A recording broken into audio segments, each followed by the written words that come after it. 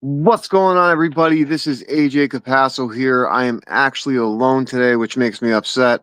My girl's out there right now. I think she's watching. So if you are, I love you and I miss you. I look forward to you coming home later after work.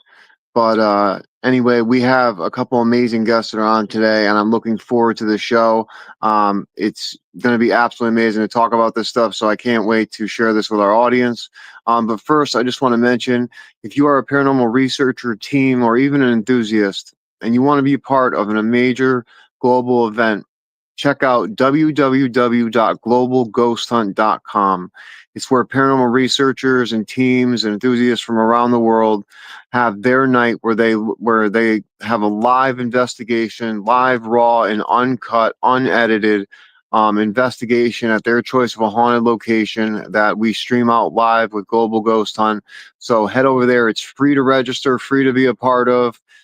You get great exposure. It's something that you would want if you're a team or you want to grow your team or yourself as a researcher.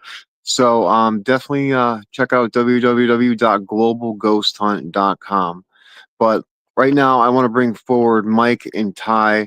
Ty is a clairvoyant. Mike is an ex-Reverend, and they are paranormal researchers with Spirit Xperience, and they also run a company that I can't wait to talk about as well with Spirit Xperience in Savannah, Georgia. So I want to bring them on and let them talk a little bit more about this because it sounds absolutely fascinating. Hey guys, how are you? Hey, how are you doing?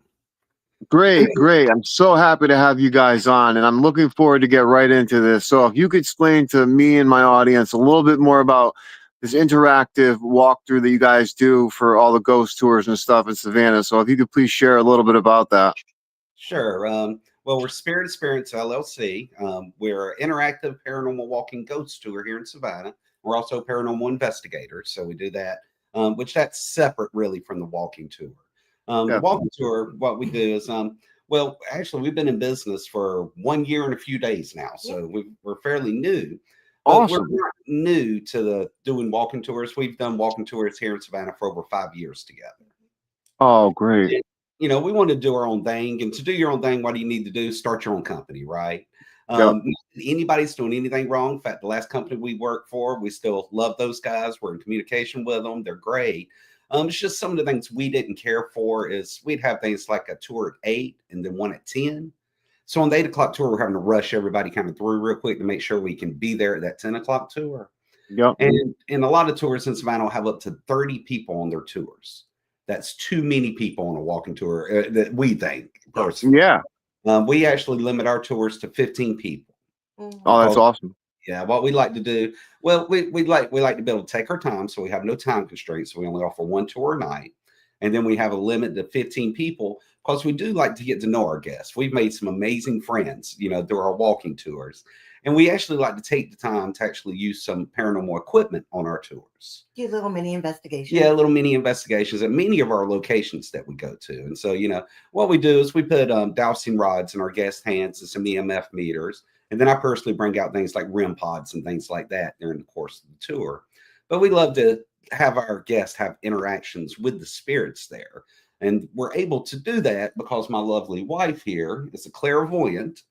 And now I'll tell you, like you mentioned, I'm a former reverend. And I used to think that all paranormal activity was either angelic or demonic in nature. And I still think through our investigations, if there's any extreme paranormal activity, it's probably demonic in nature. And it's very rare. Unlike most people would have you believe there's a demon behind every corner. There's not. Yeah. No, yeah. No. Yeah. Familiar with Father Ken, he wrote something real recently that said, not everything is a demon. And it's real well written. It's his name's Father Ken Torrance.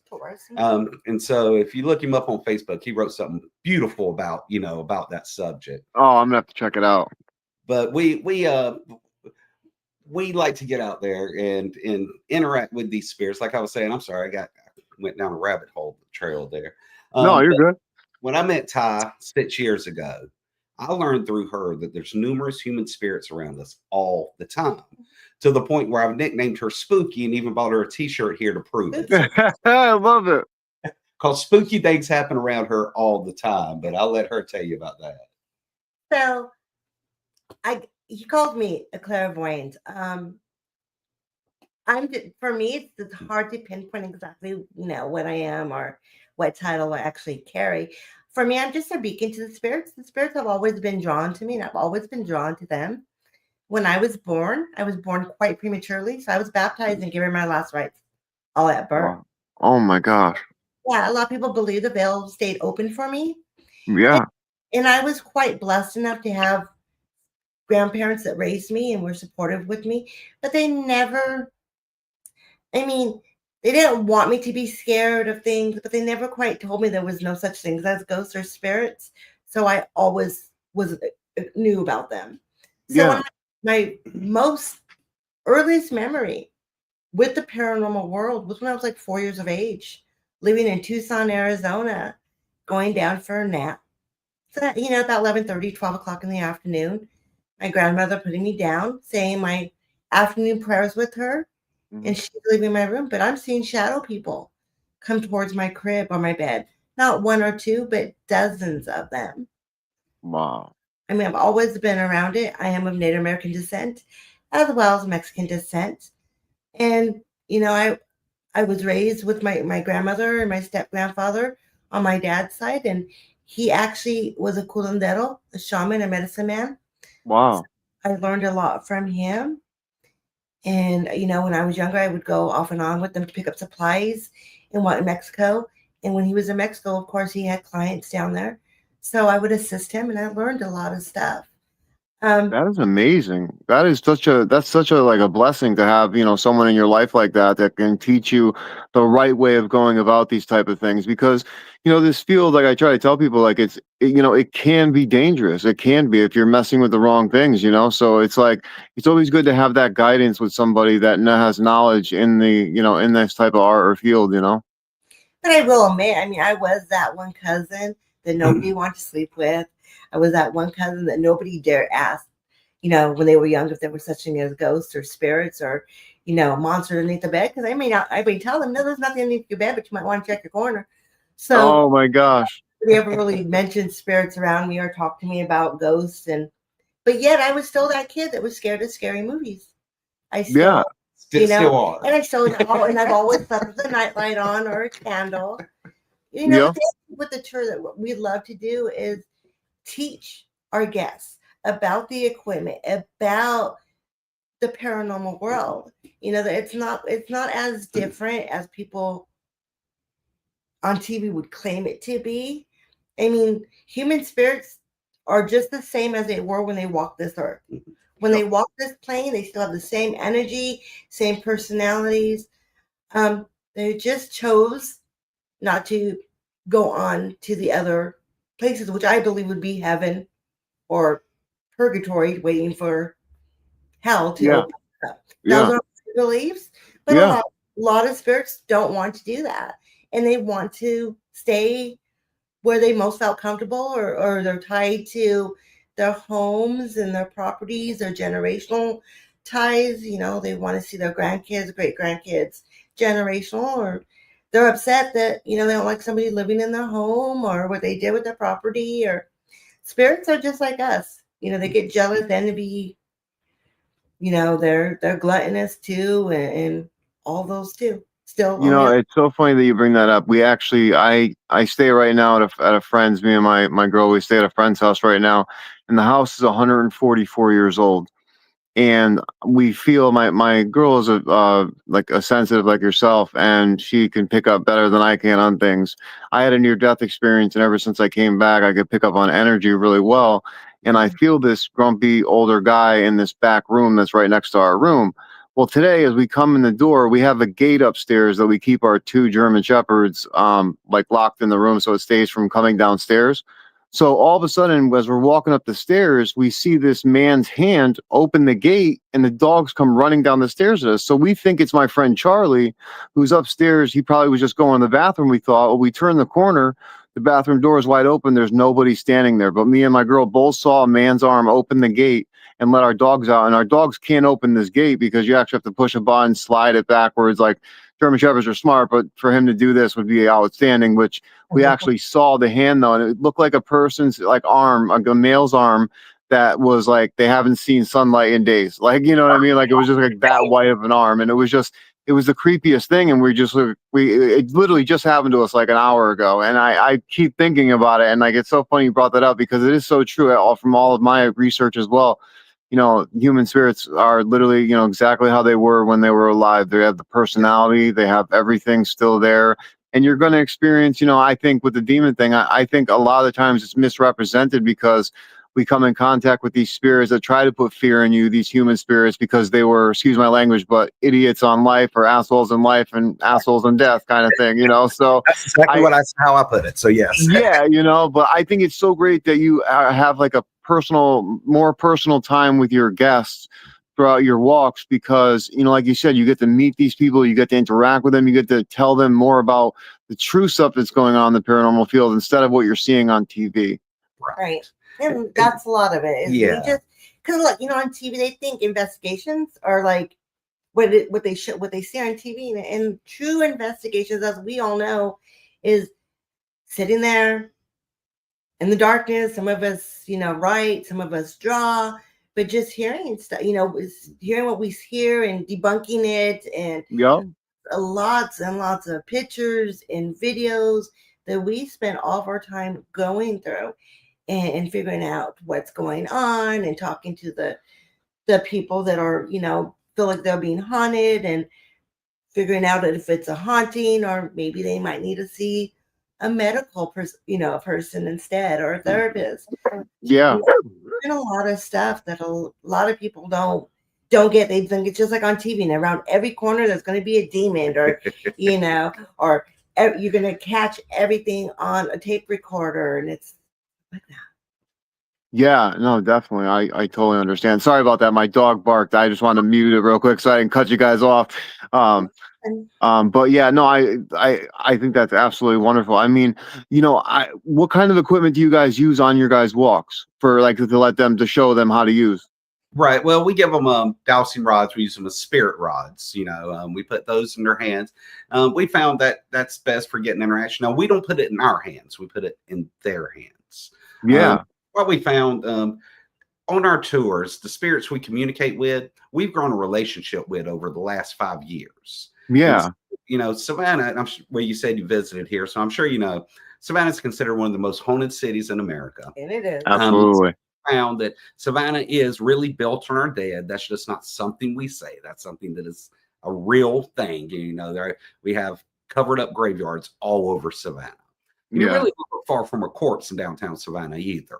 Wow. So we do have all that. So there's plenty of spirits to go around in Savannah. But we found there's some spirits that we've communicated with over the 5 years. And so we focused on those because, one, we don't want to bring in a new spirit because, like you're saying, well, there are, you know, people who are buttholes who come in, you know, guests messing with them. But there's also, you know, there are demonic spirits out there and ancient absolutely. that will act like a person. And so we want to make sure our guests doesn't communicate with anything like that. Absolutely. So we talked to the spirits that we have, and we found with the rods, I mean, if they're very active that night, I mean, they'll cross, uncross. We could even give the point in various directions. And something that we started doing is, you know, I started thinking, well, a lot of people might be thinking that they're subconsciously moving these rods as requested, right? That we asked the rods to cross and they cross. Maybe later they'll be going, you know, maybe subconsciously I was twitching or whatever to make that action happen. Yeah. We started to do on both our tours that we offer 2 different tours, but on both tours, are little girls. And now we have spirit little girl. Yeah, little girl spirit. Sorry, yes. Yeah. No, it's funny because I knew what you meant as you said it too. That's funny that you said that, yeah.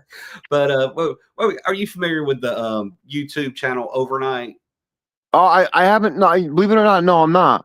Well, in 2013, they went. They're more entertaining than anything. Let me caveat. Okay.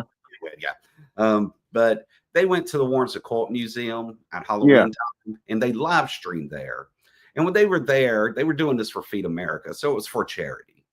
But they brought with them 666 Raggedy Ann dolls to spend time with the real Annabelle doll in the Warren's Occult Museum. And they sold it off for charity. So I, of course, bought one. I got a little thing we call a little Oh, Annie. nice. Yeah, but nothing attached to her. We've investigated her numerous times. Now, Ty was Yeah. upset when I bought it. I was kind of hoping it something be attached, but it, Yeah, I know, right? Yeah, I'm the same way. It's funny like that. You know, I do the same thing. Like I just hope, you know, like it's almost like a sick thing to think of, you know what I mean? You know? But it's funny. It's but good stuff. that, and we communicate, like I said, on different tours with the little girl spirits. Yeah. We'll have the rods, and what we'll do is walk behind that person, have them facing forward, and I'll hand that doll to somebody, Another one of our in guests. our guest in the crowd. But the person with the rods does not know who's holding the doll, and then we'll ask whichever little girl we're talking to point the rods in the direction of the doll, and it will. Oh my gosh. So then then what we try to convey to people is, so we say, hey, you know what? It's like later you could be thinking maybe I subconsciously was moving these rods, but you did not know where that doll was located, and the Yeah. rods pointed it out. So just give some people some more, maybe more to think about. Absolutely. Yeah, absolutely. You know, that's all we can do as researchers and as, you know, doing your walkthroughs and stuff is we can just hope that we can give them maybe like an open mind thing to think about, something deeper to think about in life, you know, for sure. Exactly. And that there's nothing you've asked about equipment. We also we give our guests EMF meters, just K2 meters, because they're easy to explain. You know, Yeah. and you know that spirits are supposed to be pure energy, so if they get near them, it could set them off. And so give them EMF meters. And we allow them to bring their own equipment. Yes. So anybody come bring any equipment you want. In fact, we encourage you to video, to take pictures, and the whole time we're on tour. So if you ever come on tour with us, or anybody listening, get whatever you like. Just keep in mind we are outdoors, so some really expensive equipment you might not want to bring because it is outdoors. Yeah, no, I totally understand. Absolutely. Well, next time we come down, even my girl actually commented. Hold on one sec. I think I could show it. Yeah, she just said down here. She said, "Looking forward to seeing this." And after our visit to Savannah, so we'll be down there for sure to come and check it out, because that's always the one thing that I always looked for in walking tours, and I can never, like, no one would ever allow it, would be to bring your own equipment, to like bring a spirit box or something like that. A lot of the tours where we are from up here, they like obviously don't even allow that type of stuff to be brought or whatever. It's just like kind of like a historical type teaching. So it's so good to see that, you know. Well, we encourage you. Well, we use a spirit box. We have a REM pod. Of course, we don't use it all locations, just in certain locations. That's great. We bring out, you know, we do the flashlight with the, you know, set it up to be a touch light. That's awesome. We have a little trigger object. It's a little cigarette box, and it has like a fake cigarette. And if anything, it sets off an alarm, you know. Oh, that's so cool. Pull out on the tour, you know. It depends on, you know, how much traffic we have going on, how loud the locations are. Then we decide in the weather, of course. Of course. If it's raining, we're not going to bring everything out. Right. Or if our guests are into the rods more than anything else, we'll use the rods more. But I do want to state that, like we talked about, spirits are like us. So we built these relationships with the spirits so they trust us, and they feel safe with us. And therefore, they feel safe with people that we bring around them. Now, we are working on 2 other locations, but again, Mike and I don't open that up to the public until our spirits, we make have a relationship with them, grow that relationship with each other. So they know that's so important. Respect, no harm, you know, and this is all them. You know, if they choose to still be here today while we're here, or if they choose to cross over to the other side, God bless them for that. Yeah. And I want to state that all the spirits we have communicated with, we've spoke with them and explained to them that it's okay to cross over and it's safe to cross over, but they choose to stay for whatever reason. So, you know, so we can continue to communicate with them. There was one little boy that did cross over. And so that was a beautiful thing. And we still go to that location and talk about it. But I say, but we don't need to communicate here because he's crossed on over, and that's what we wanted him to do. Yeah. So you know, some people think we're wanting to keep these spirits here. We enjoy communicating with them. We enjoy the relationship, but ultimately, what we want is them to cross over and go to peace. 100%. You know, it's funny that you bring that up because me and my uncle who we ran a group up here. I do it by myself now. He actually does something else because he works for the state now. But I do my own research alone now. And when we were together, we went to this cemetery up here, and they had basically a child cemetery inside this cemetery.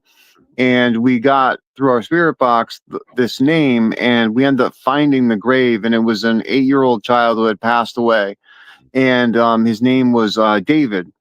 And after we helped him cross over, they said they validated on the spirit box that he crossed over. And then we were doing a private session at our house, and he actually came through, said his full name, and then said thank you. And I thought that was the most beautiful thing ever to hear. And it was just so great to hear. And I try to tell people, you know, just because they cross over doesn't mean that they won't be back at that location. You know, that's always, you know, a thing, you know. So people, I like, especially a lot of places that are famous, they like make you sign this waiver. Like we went to Montana State Prison, and they made us sign like a thing saying like you can't cross spirits over and all this. Now, I didn't personally listen to that, but I just think that's outrageous. You know what I mean? Well, that's kind of why we brought it up, because there are some locations here. Well, one, and I'm not going to say what the location is, but there is a demonic presence there. And they just flat out deny to acknowledge this, even though all the signs are there. Wow. Your light was flickered. Yeah, right when you said that, yep. See what I mean? I'm telling you, this house is crazy. We just cool. replaced the bulb too, so it shouldn't do that. Yeah, that's the only time I've seen it do it. So that when I say that's interesting. You know, when it's I say interesting. Interesting. I mean, that's probably something going on with a spirit over there. Oh no, definitely. I'm telling you, the one we have is he's a grumpy person. I'm telling you. That's pretty cool. But see, now you see how we are in flashes like that's cool, not just oh. No, exactly. Yeah, that's how it should be. Yeah. But you know, you have people, and so they flat out refuse to acknowledge it. We did investigate the location, and well, I'll tell you this: we were doing the Estes method. Okay. There's a certain section of this place. I don't want to give too much information because I don't want to give. Yeah. No. Yeah. But we was in a certain section where supposedly a lot of activity happens. Well, it does happen.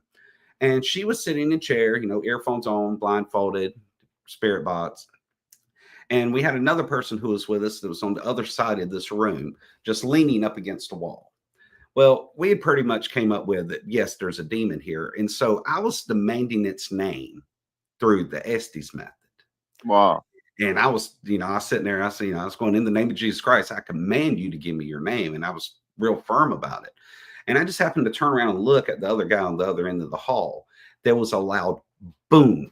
And he literally flew across to the other side of this small hallway we're in. Oh my gosh. I pulled her out of the Estes and whatnot because, you know, this big thing just happened over here. You know, I wanted to check on him and everything. Yeah. So later I realized what happened was that was a distraction because I was demanding its name and it did not want to give its name. So it did that to make me stop. And that's it confirms the fact that, yes, that's demonic presence in there. Oh, yeah. You mentioned the fact it threw this strong young man across the hallway. Yeah.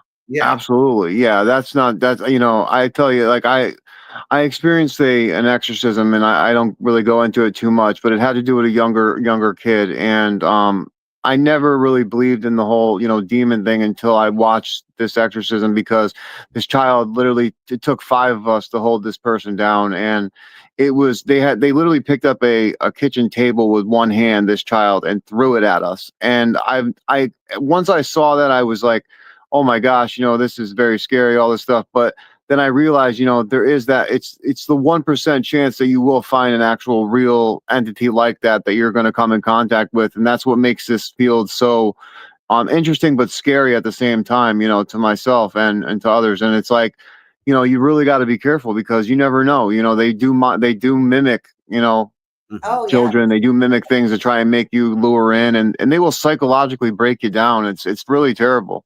Oh, yeah. Oh, definitely. Yeah. I do want to state that, as we were talking, AJ, is a lot of people with the spirit world, with the human side of it all, they, like you said, they don't believe that that their loved ones have passed over can come back. Yeah. They come back. They check on things. They check on us. They spend time with the living, and then they go back. But some people, because for me, when I truly open up and call the spirits forward, for me, spirits attach to people. I start seeing guides, protectors, ancestors. But then it's like a spider web, very thin. Like I see spider webs, but they're very thin, and there's other spirits attached. Yeah. That can come and go, and some are a little bit thicker lines, some are very thin lines. But a lot of people also don't understand is with their loved ones are people that they're constantly calling and constantly working with, and they can tether them here. They can get them stuck here, where now they feel like they're needed too much here on earth that they can't pass over. Peace with staying in heaven and being in heaven, but their loved ones keep on calling them because we can't call our family. Oh, definitely. And then they get trapped because now they're like, oh, Ty needs me now. She really needs me. She's called me this many times, so I need to stay here with her, and I need to stay here with her, and you know what I mean? And they don't. Wow. Yeah, I never thought of it that way. I've actually never thought of it that way. And it's so weird that you said that because I lost my father in 2020, and it was it was weird. He got to say goodbye to me and that I loved him before he happened, and he had a heart attack. It was a very random incident.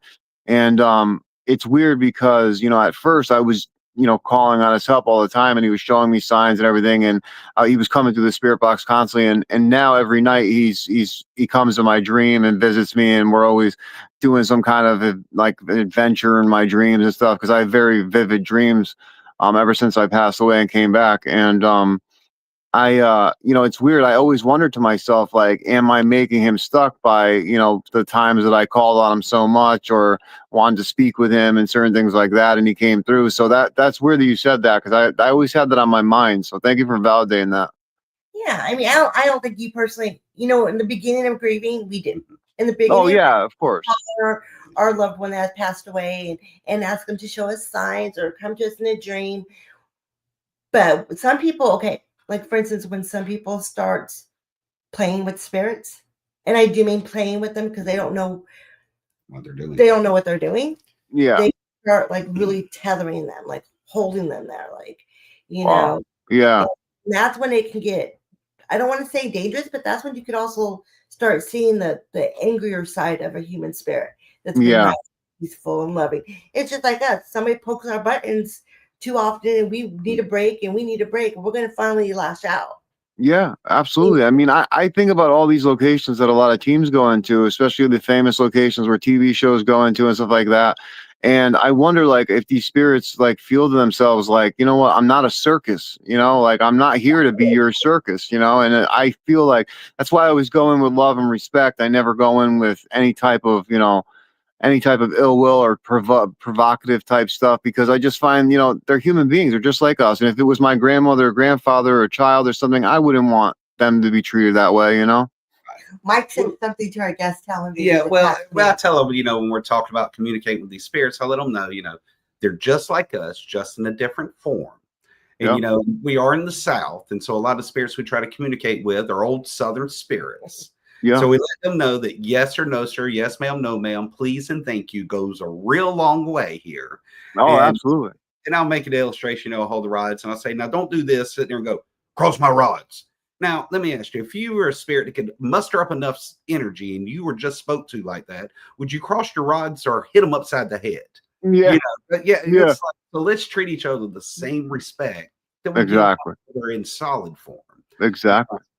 And like you were bringing up, and you made a good point too, and that's something we stress, excuse me, on our tours, is that we can't guarantee interaction. No. Of course, these are human spirits, and they're going to do what they want to do. We don't command any of these spirits to do anything. We ask them politely if they will interact with us. In some locations, we don't get anything. In other locations, we might get some pretty good interaction. And it also depends on our guest's energy. Yes, that is true. But the thing is these spirits, we ask them politely to come. We don't expect them to come. Yep. And I think what we see a lot of, I believe what you're saying is you see these shows where they're commanding spirits to do this and demanding that. If I was that spirit, I'd just kind of, raise my middle finger and walk away from them. If I was exactly. Yeah. Just like exactly. We laugh at when we watch, because we watch paranormal. Oh, yeah. We're in the paranormal. Oh, of course. Yeah, me too. Me too. He and I crack up when people, investigators, and I'm going to say that quotation, that go into somebody's house and somebody's having some issues, and they start yelling and demanding that spirit. Now, I have a problem with that because for a couple reasons. You don't know this spirit, and this could be their home. Yeah. And people are living with them, and these spirits are still adjusting to us, and we're still adjusting to them. So when spirits want to let somebody know that you're safe with me, I'm not going to hurt you, but you keep on yelling at them or calling them down or whatever, they're going to scream, and all that energy sometimes causes TVs to flicker, lights to flicker, drawers to open up. Yeah. But they start doing that, and then they wonder why. First of all, that's not their home, so that spirit ain't going to respect them. No, exactly. What are you doing to that family? Like exactly. What are you stirring up and then leaving them with? Yeah. It's like, why can't you just enter that property and say, hey, I was called. The guests seem to be a little concerned with, your people that live in your home. The humans seem a little bit concerned about your activity here. Do you need help? What can we talk and figure out how we can coexist together, or you two can coexist together, instead of aggressively trying to attack them? What, my lovey?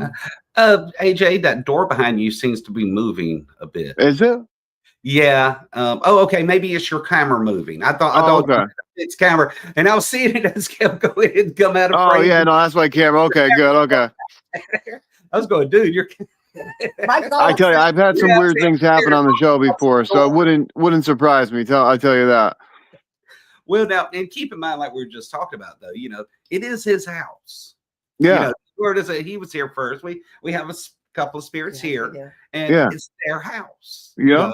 We're thankful they allow us to stay here, and we'll catch glimpses of them sometime. But sometimes I make a noise and let us know, hey, we're not happy with this, or whatever. But it's their home, so we're thankful they coexist with us. Mm-hmm. Exactly. And some of these investigators I love, they're in there, and all of a sudden there's a loud boom, and they run in the other direction. Yeah. Investigators go investigate. And exactly. That was. The other thing I love too, like Mike and I talk about, this whole property, is haunted or whatever. And they'll think that they have a room in the house as a safe zone. Yeah. Just because the lights are on in the room and they have food there and I know in there. This is a safe area. Yeah. How do you have a safe area? I know. It cracks me up. I laugh so much when you really think about it. It's like, and people wouldn't think about it either unless you were part of this field. Oh, you all right? Oh man. Chair just did something there. I know. You like to break chairs out of it. My chair just went snap. Oh geez. Hey, I've done the same thing. I always like to lean back on mine. So I mess my chairs up all the time. Oh God, Michael. No. We're good. Good. Spirits are messing with my chair. Hey, you never know. Hey, there you go. And that's, like Mike and we talk about all the time. There's such thing as don't. I was just seeing. Don't. There are people that I consider ghost hunters. Yeah. There are investigators. Paranormal investigators are completely different from ghost hunting. Ghost hunting is people going in there and fooling around with stuff and don't know what they're doing, and even say cantations. Yeah. Work that they have no idea what they're saying. They're not pronouncing words correctly. Even if they have never went to any type of spiritual advisor within that field and gained any knowledge. Yeah. With anything. And those are just the ones that can get themselves in really, really big trouble and put themselves, their home, their family in harm's way. Yeah. It scares me with the population of YouTube stuff that's popping up with these people that are like these paranormal enthusiasts that are showing these young kids fake stuff, or they're going to these haunted locations and they're doing this type of stuff. And it's like, you don't know what you're doing. Number one, you don't know what you're stirring up. but also you're encouraging people to go and do this stuff the wrong way, and then they may get something that may hurt them, and it's a very scary situation, and it really worries me sometimes when I see all these type of shows pop up on YouTube, and it's just like a lot of them are mocking, so a lot of them are fake, or whatever, just for the views and stuff and the fame. But it's sad to see that type of stuff nowadays come out, because it makes real researchers or investigators like ourselves, it kind of makes it feel look fake. You know what I mean? Like it hurts our research worse. So Well, I feel you on that. well, people are out there, they want the clicks. I get it. I get it. Yeah. Yeah, I mean, but there's a right way to do it. Yeah. Now, me, I'm a huge fan of watchers. Yeah. Okay? Yeah, I love Ghost Files. Oh, me too. They don't take themselves too seriously. And of course, if you watch the show, one's a complete skeptic, one's a complete, Yeah. believes a little bit too much. And, Yeah. Yeah. but they're funny. Yeah. It's Yeah. entertaining. And Exactly. they make no claim to anything. Yeah. So that's a YouTube Ghost show doing it right, in my opinion. Because Oh, absolutely. it's just fun. It's a good show. Yeah. But then you have others, and I'm not going to mention names, but we probably know some Yeah. people. Yeah. But like you were saying, yeah, it makes the rest of us look really, really bad. Yeah. Somehow they've embedded themselves in with people in our society that's supposed to be completely legit and supposed to be like the OGs of ghost hunting. And Yeah. they're kind of embedded themselves with these people, which to me makes those people look totally fake. Yeah. They are with these other guys. Yeah. Yeah. And I'm seeing that more and more. Especially in certain groups and stuff, and certain things where people are a part of that are supposed to be networks of teams together, working together and stuff.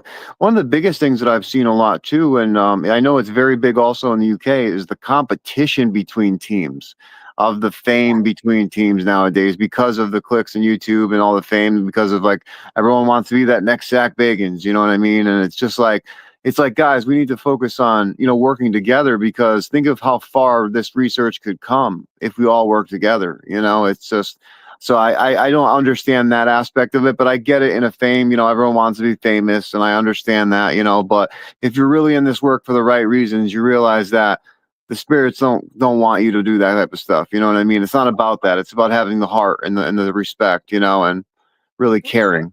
Well, what we love is taking people on our tour and hopefully just, if somebody's a believer, hopefully strengthen that belief in the paranormal. Yeah. Comfortable or make them feel comfortable with spirits. Because like you said, they watch all these shows where they dramatize it and make it spooky and scary. It's like, it's not spooky and scary. It's just part of our progression, from this body to a non-body. It's just, it's natural. Yeah. But not only that, what I love more than anything is we have somebody come on the tour and they go, I'm a complete skeptic. And we go, that's perfectly okay.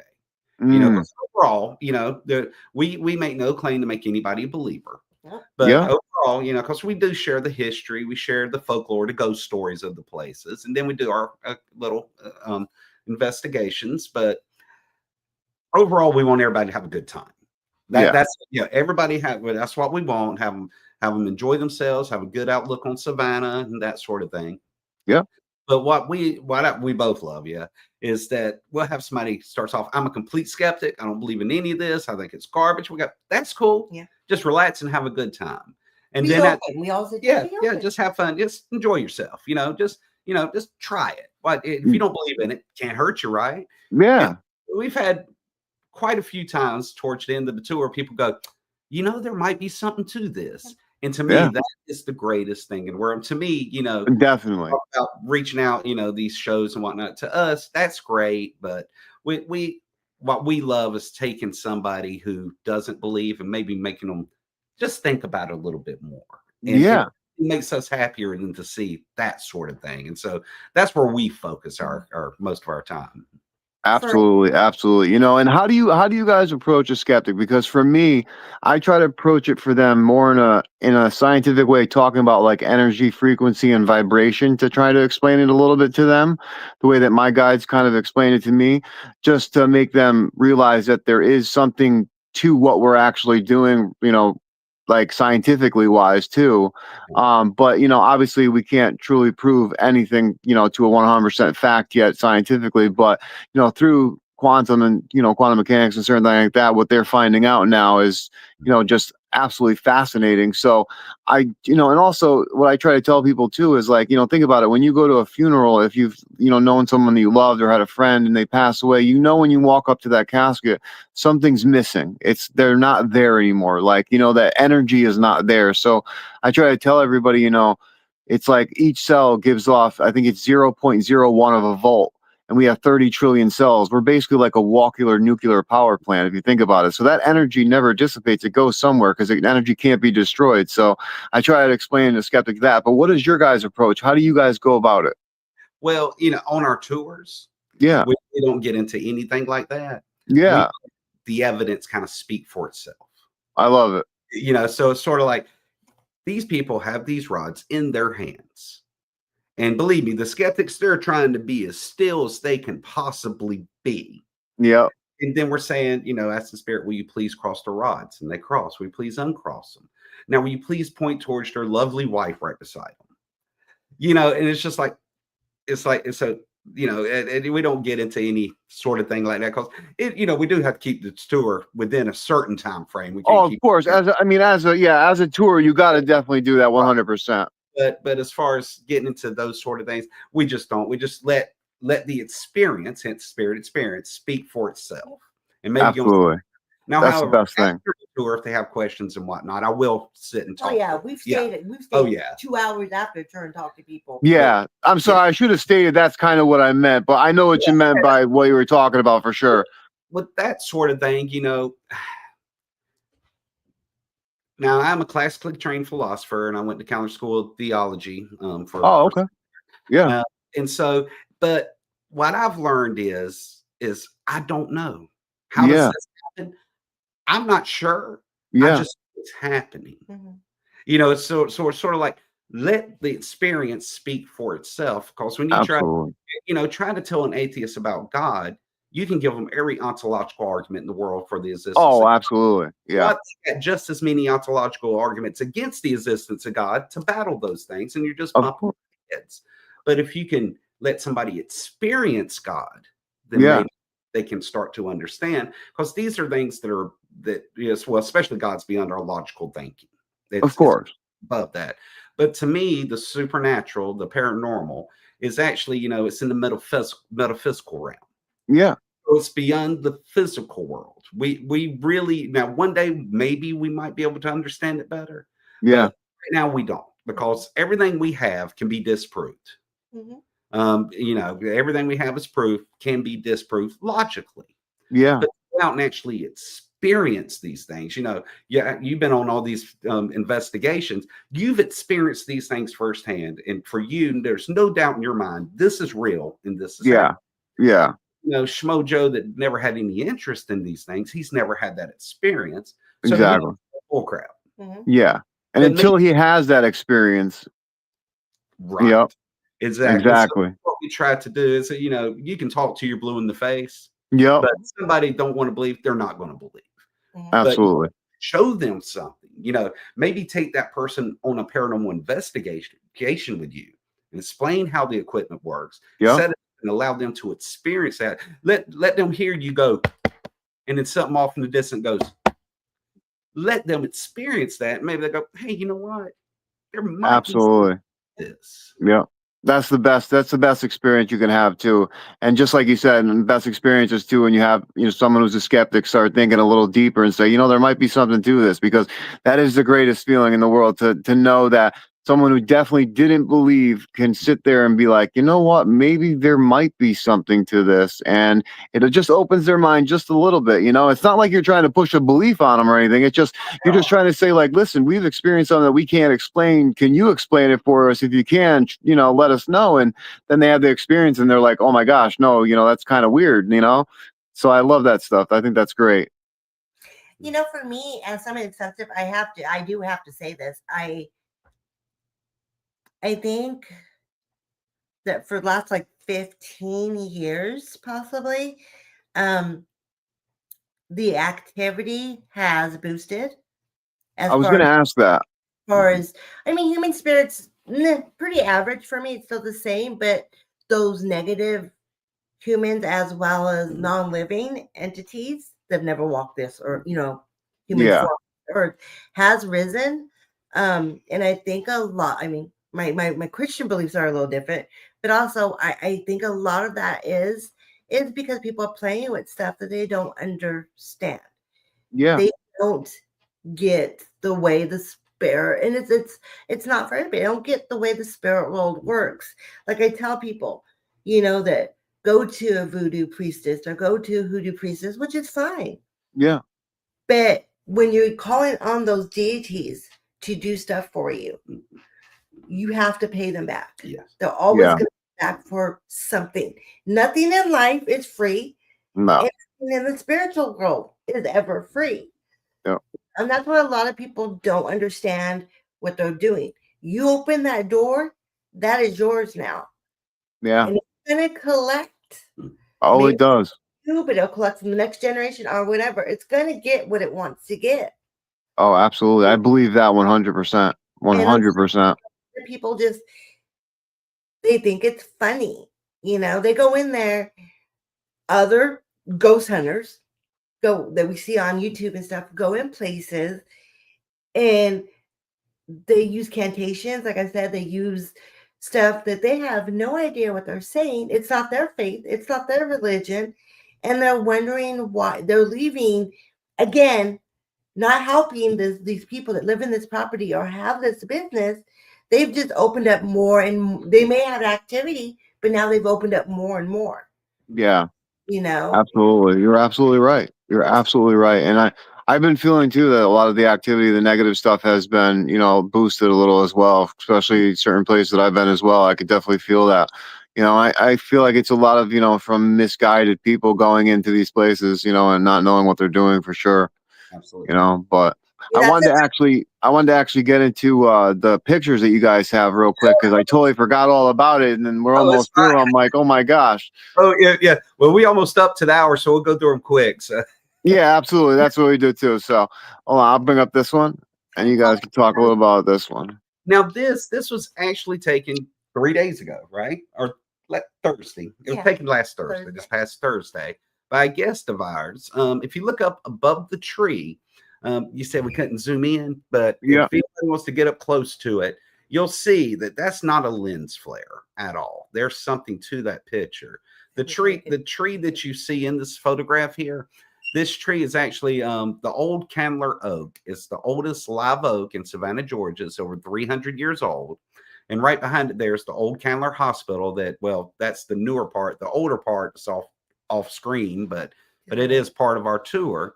But we do stop by this tree, and now the story behind this tree. Now let me stress story behind this tree, because I haven't been able to really find any kind of factual evidence behind this, but it's what people said.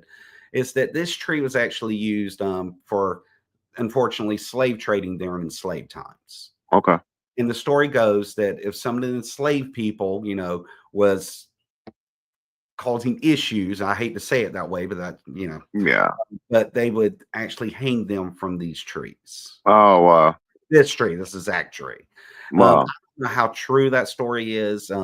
However, it is something we do point it out, because it is, walking from one location to another, and it's a historic site. But this photograph, and he caught that up there, and I just thought it was pretty neat. Somebody can get in closer to it. You'll see Ty almost thinks it might be an angel. I was thinking the same thing when I looked at it, because I saw it when I downloaded it, and I put it up on my screen before I came back before in the back, and I was thinking the same exact thing. And it's definitely not, in my opinion, as like doing photography, I've never seen a lens flare that far away from where a light would be, and it's not like there's a light in the sky that would give off that lens flare. So I can't explain that either. That's very fascinating. But if you zoom into it, the kind of looks like almost like a comet with a tail. That I call the comet part. If you zoom into that, you can see it's actually how it's a form. Yeah. Oh, okay. Yeah. So I would think it's more of an angel, an angelic, something like that. Wow. Taking place. But and I think the gentleman who took this, he was more on the skeptic. Yeah, he was a skeptic. He was one of those who was a skeptic that sends me this photograph going, hey, look what I caught. And believe me, nothing makes us feel better for that sort of thing to happen. Somebody's like, I really don't believe in this, but hey, check out what I got here. So Yeah, yeah, absolutely, definitely. Here, let me bring up the next one for us. okay. Okay. Oh, now this one, we really This hadn't. one's interesting. Yeah, we've had this one for a while, but we would share it on our tours, but we didn't have verification on the validity of this photograph. Yeah. However, a few months ago, there was a lady who joined us on our tour who's part of actually in your neck of the woods. She's part of a paranormal team. Is she? Yes, up in Connecticut. Yes, right. Yeah, Connecticut. Yep. Yeah, she's part of a team up there, and she's into photography.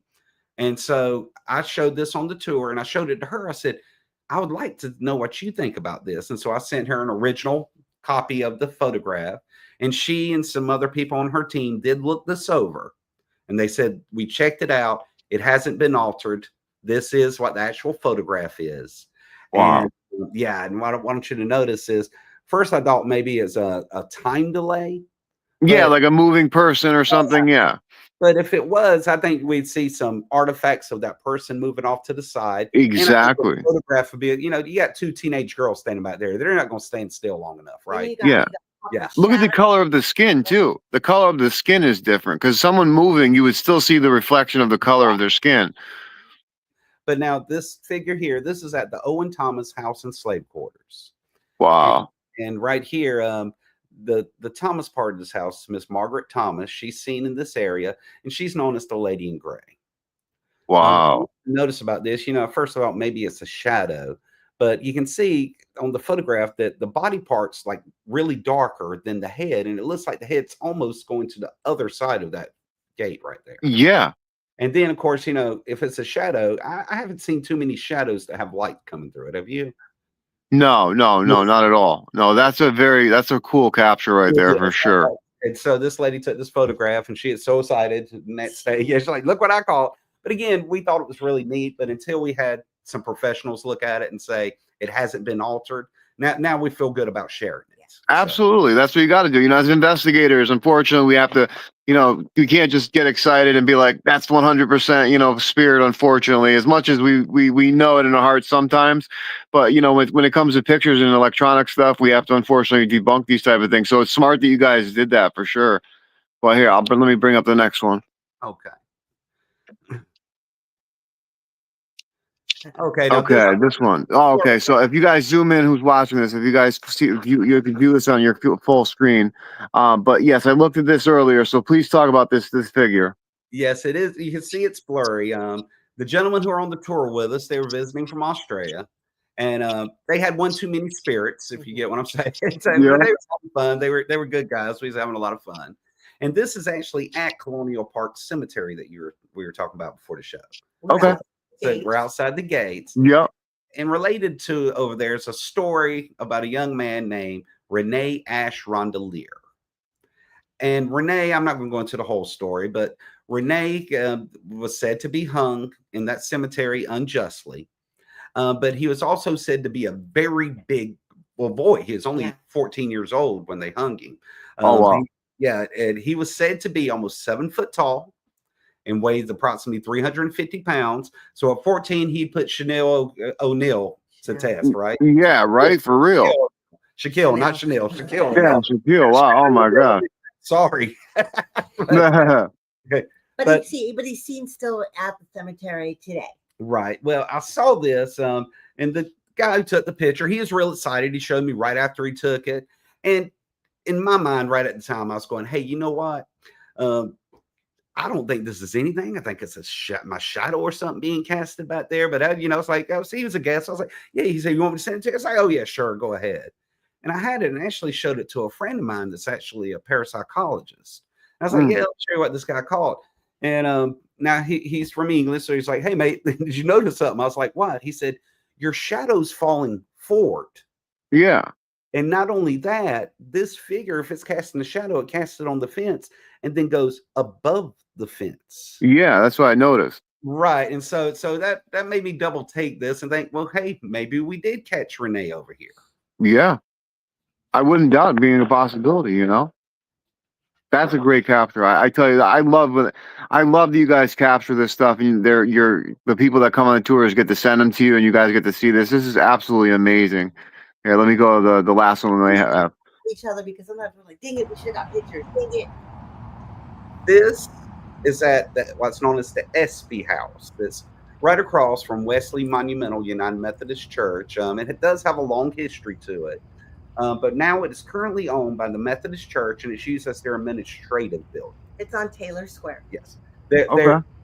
This was this filming right here actually was at 10:30 at night, but we were there around 9:30ish with our tour, and this light was doing this at that time. Oh my gosh. Yeah, and so I'm thinking somebody's in there messing with us. So I actually went up the stairs and knocked on the door and looked through the windows and didn't see anybody. You got a creepy feeling. But I was actually thinking, with this going on, I was like, there's somebody in there messing with us, knowing we're out here. Yeah. But the tour ended, and so we hung around that square a little while. And so this is like an hour later that it's still doing this sort of thing. Oh, wow. Can you hit go again? Yeah, I'm going to hit go again right now. And you can see this light, and it was doing that. Well, for an hour, we finally left and went home, But yeah, it was continually doing this. And at one point, we went back to the property when it was doing that, and it literally stopped. Yeah, it did stop for a while. Yeah.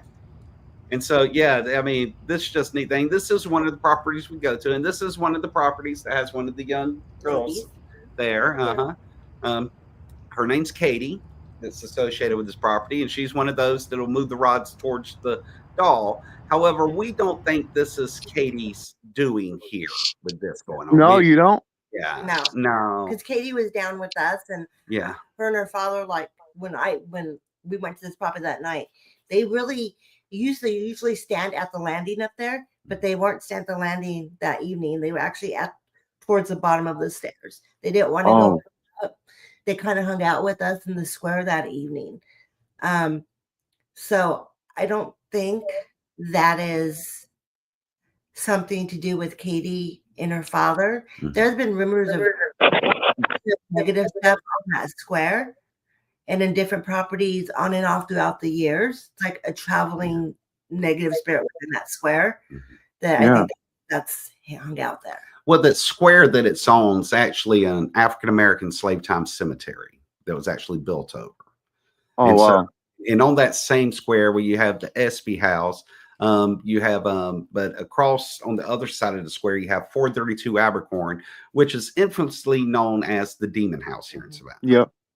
And so all that's on that square, and there's tons of activity on the square, and we think because of that cemetery that's there, of course. Again, Savannah's built on her dead. That's just not something we come up with. We really mean that. Yeah. But there has been some negative stories about the Espy House. Again, we try not to communicate with anything like that there. We, of course, on Mr. Wesley and Katie, they're good spirits there. Yeah. But there is a negative spirit there, and we pretty sure that's what was going on that night with that. Because that went on for hours. It really did. That's something I have to state too. Some of our guests are like, I really loved it, but it wasn't scary. Like, you don't tell scary stories. I mean, we had beautiful activity and everything, our interaction, but you don't tell scary stories. And I have to tell my guests. Now, there are numerous scary stories I can tell you, but the spirits I want you guys to interact with are spirits that are safe and respectful and boundaries and won't push those boundaries. If I start talking about negative stuff and then we try do it many paranormal investigations, I don't know what your belief is, and I don't know how open you are and how much you open and how much you can close, and I don't want anything to attach to you. Yeah, absolutely. Hey, on our tour, one of the first things we do is opens up the session. She will, call the spirits forward, and at the end of the tour, she will close it back down again, and then she does give a smudging. She uses some white sage and cleanses each and every single person. The idea being, if anything connected to them, to leave it here in Savannah with us. That's great, because that was going to be one of my last questions for you guys. Was going to be that. I think that's so awesome. Keep going, please. So we've had some beautiful experiences. Or I should say, our guests have had. Oh, because when I open up, of course, we have ancestors, guides, and protectors that always with everybody. Everything from spirits that come with them. Now, when I open them up, because they're going to interact with spirits will show me or give me sense that they're there with their loved ones. And our guests, because I've opened it up now, they can use the tools. It's not me, it's them. I've just put them in a safe she makes no claim to being a psychic or a medium or anything like that. Safe environment so that they can have the interaction with the spirits. And some of our guests have had some beautiful interactions with loved ones that have passed away. And we do explain to the guests that, those spirits were with them when they arrived. And it what happens, we gave you some tools and you were able to communicate with them. It's nothing we've done, we're not. Absolutely. It's something we just happened to give you the right equipment that you was able to speak with them. And we had guests go back home that reached out to us and said, okay, I bought rods. I was just about to say that. Oh my gosh. Like it gives these people something to get. Yeah. Yes, but I have to still again explain to them at home if they want to speak with their loved ones with the rods, they have to open up. And I explain to them how to do that. They got to call that specific spirit forward that they want to communicate. And then at the end of that time, they need to ask that spirit to go ahead and step back. And they loved having the actual visual interaction, but it's time for it to close it down. Exactly. Because it can get the same thing I'm sure you know about Ouija boards where where they say goodbye. Same thing, you got to close it down. Yeah. Once you open something up, you might get something more than what you wanted. Yeah. Exactly. So you got to you have an intent on what spirit you want to speak with, and only that spirit. And then have full intent to close it back down again. That's that spirit step away and close it down so nothing else can come through. But we do. We have Did you hear something? No, it wasn't that. My dog, I heard something ripping. I'm like, I'm like, what'd they get into now? But no, everything is good. No, but you're absolutely right. Intent is everything. I totally believe that for sure. And then we have had a couple of spirits. Well, we have an older couple that we love, but they're very Southern, they're very traditional, and they're very old. At past 10 o'clock at night, they will not come out. They will not talk to you. They're done for the night. And it's like, Then we have another lovely gentleman, very Southern. But I made a mistake of saying something negative. It was truthful, but he doesn't like to talk about it. He doesn't like people to know about that side of him. Oh, okay. I was telling the guests and let me know. We were having beautiful activity. After I did that, EMFs went dead. Rods flipping stopped working. And he did not talk to me for like 2 weeks. For like 2 weeks. Wow. Bring the gentleman flowers. And Mike's like, no, we were running late. He's like, just bring him a cigar because we both smoke cigars. The gentleman that smokes that was there loved to smoke cigars. He smoked. Oh, wow. Well, it's Jim Williams of Midnight in the Garden of Good and Evil. Yep. Square, and one of the things I do is I walk around the squares and I kind of start opening up myself up because I don't play with stuff at home. I don't open myself up at home. I just open because my home is precious to me, and we live with other spirits. Yeah, we already have spirits. I won't bring other spirits to interact with these spirits. Yeah. So I walk around and I tripped and I almost fell and I felt Jim catch me. And when we did that stop at that night, he slowly started talking to us, slowly with the guests, slowly. And then by the second time we were there, I finally asked him, Jim, do you forgive me? And he finally crossed the rods and said he forgave me. Oh, wow. He's so serious to hold grudges, let me tell you. Oh, absolutely. Grudges. Yeah. So, yes. Yeah. I tell you, the same thing as humanism, once we pass, like you guys said, absolutely, 100%. So, but hey, I wanted before you guys go, please let everybody know where they can, find your tours at if they're in Savannah. Like any website you guys want to put in or plug in, please let them know where they could find you guys at and all more stuff. Okay, well here we go. Let's see if I can get this in. There we go. There's a QR code. Here, let me put you on main screen. There we go. There's a QR code. Take you to our link tree, and you can get to all our things through there. And that's us, Spirit Xperience right there. That's our information. Here's the front of the card. We're Spirit Xperience with an X. Yeah, right. I'm out of frame, okay. With an X, and kind of glossy. We're Generation Xers, so no E on Experience, just X. So if you just type in Spirit Xperience LLC, we'll come right up. But if anybody wants to scan, there's the link tree right there. And we're on all social media. Yeah, all social media. Y'all website. can remember Spirit Xperience, but the experience with an X, generation. Yeah, we should come right up. Cool. Awesome. Well, guys, thank you so much for spending time with me and talking. We'd love to have you guys on again because there's so much more we could talk about. So I definitely would love to schedule some down the road to have you guys back on. But thank you so much for having this time with us. I really appreciate you. Thank you, AJ. Thank this you. was a blast. Yeah, we had God bless. I appreciate you guys so much. Have a good rest of your day. You did the same. Thank you. Thank you. God bless. Bye-bye. Bye-bye. So, guys, I tell you, absolutely amazing. I love Mike and Ty. I love what they do with their tours. I wanted to share this experience and this team with you guys, this business with you guys, because we were in Savannah and we had an amazing time there for the one night that we were there. We were driving home recently from a conference that I spoke at in Florida. And, you know, in our hotel room, it was funny. At 2 a.m., my girl finds, when I go to get something to drink, she finds on every mirror and above every doorway, in oil, put in as a cross. It was a holy oil that somebody had put crosses over every mirror and every doorway in our hotel room. And, you know, we obviously thought it was creepy because it was 2 a.m., but we also laughed about it because that's how we are. We love this type of stuff. But it was so interesting to find. So to be able to, you know, actually talk to, you know, someone in Savannah who lives there, who experiences all this stuff, and to give you guys some, you know, a great tour to go on if you guys are ever down there. I just thought it was such great to bring Spirit Xperience on. Once again, can't thank them enough for such a great hour. Even the evidence that they showed that their guests have captured should definitely make you guys want to go down and check out this place. It really is one of the most haunted places, if not the most haunted place in the country. There is no joke on that. That is the truth. I can attest to that for the one night that I was there. And it's just an absolutely amazing business that they run, and just two great people just doing what they love. And that's awesome to come around, especially in this field. We need more people like them. So I thank them so much again for coming on. I thank everyone who took the time to watch and who will watch, and everyone on the podcast listening side on Spotify, Apple Podcasts, all that stuff. Thank you guys so much for listening in, and you will hear more episodes from us coming up. So once again, I am talking with the source, normally here with my girlfriend Tammy Wolf, but right now I am alone. But thank you guys for hanging out with me and making me feel not so alone. Appreciate you guys. Have a good rest of your night. Take care.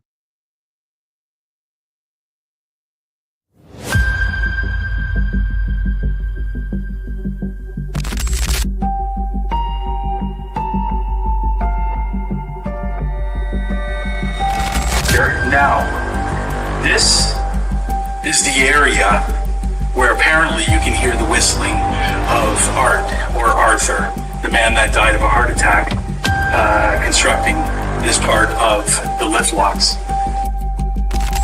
Lit up, let's went back. We actually went right down there. It's just trees.